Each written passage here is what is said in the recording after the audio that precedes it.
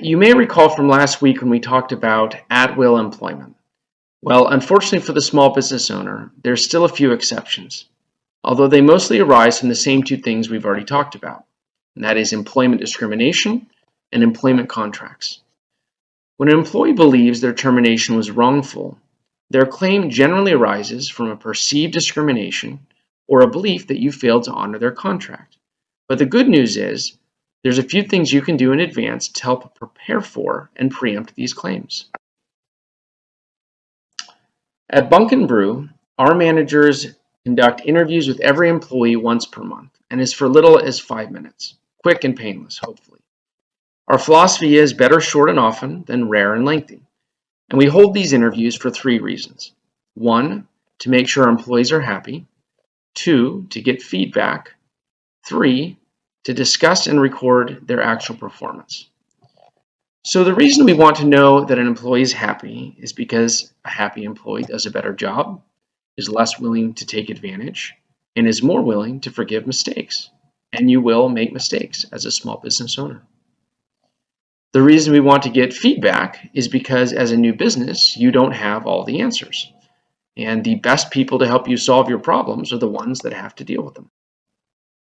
And finally, the reason we want to discuss and record employee performance is so that we can demonstrate later, if needed, where the employee failed to uphold their end of the contract. That way, if we need to terminate that employee and the employee makes a claim against us, we have documented evidence over time that the basis for the termination was performance related and not arbitrary. However, despite your best efforts, you will eventually need to discipline. There's a lot of systems out there. I find that the most effective ones put identifying and correcting the underlying problem as the priority and not just reprimanding. Your employees will need to know what your system is beforehand so that they understand the limits of what is okay and what is not. So we use a 3-strike system where a strike is given for a big mistake or for multiple small sequential mistakes. You can also add an acceleration or escalation element where, for example, strikes are verbal first, then written, and then maybe lead to a suspension or probation period, all prior to termination. Perhaps the best way, though, to preempt termination is to create something I call employee success plan. And it goes by other names, but essentially, after thoughtful discussion with your employee, you outline a series of helpful suggestions and conditions and timelines that would allow that employee to restore their status.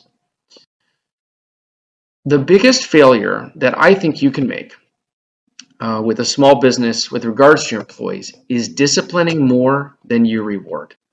And generally, praise is a more effective motivator than criticism anyway.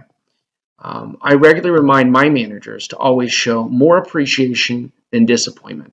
And for some employees, of course, that means having to show a lot more extra appreciation. But just as disciplining is unavoidable, so is termination. For one reason or another, you just won't always be able to motivate every employee to perform. So when we decide to terminate, it always helps me to think of the employer-employee relationship as a 2-way street of shared responsibility. You should reflect at least as much on what you could have done better or different as compared to what your employee did or didn't do. Now, if you've taken all the steps we've discussed, your employee will most likely not be surprised by your decision, and you don't want it to be a surprise. Be sure to meet in person, discuss it privately, and ideally when your other employees are less likely to be around. Be upfront, be clear, and be decisive about your decision. But at the same time, don't be afraid to listen, to answer questions, or if asked, to give advice. If they ask why, I like to focus on fit. No need to make it personal about good or bad or right or wrong. You just couldn't find a way to make it fit. And both parties deserve to be where they fit best. Side note, this may or may not also be an effective dating technique for breakups. Good luck. Final thought. Personally, I like to give the employee as much time as they need. I like to have the flexibility to let them end the conversation when they feel ready. I figure an extra half hour of time with them could save me many more hours later. Plus, I think of it as one way to avoid one more grievance against me, should they have any later.